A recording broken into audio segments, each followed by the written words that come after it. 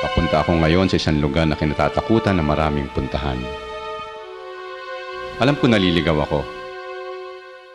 Dapat pa kaya o hindi na dapat ituloy ang biyaheng ito?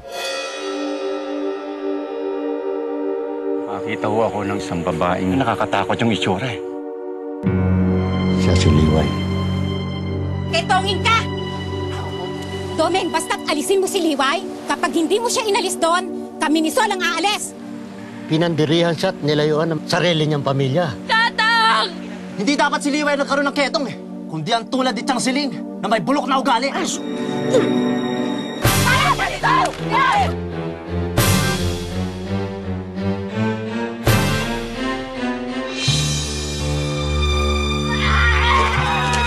Punong-puno ng galit sa dibdib si Liway. Nawalan siya ng tiwala sa Diyos.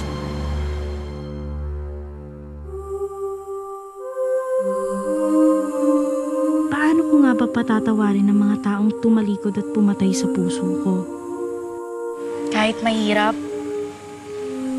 pinilit ko ang magpatawad. Ang pag-ibig ay matega at magandang loob. Hindi nagnanaghili, nagmamapuri o nagmamataas. Ang pag-ibig daw ay hindi mapagtanim sa kapwa. Ang pag-ibig ay marunong magpatawad. Ilang beses man tayo magkasala at tumalikod sa Diyos, hindi siya magsasawang patawarin tayo. Dahil yun ang tunay na pag-ibig. Kung marunong kang magmahal, matututo ka rin magpatawad.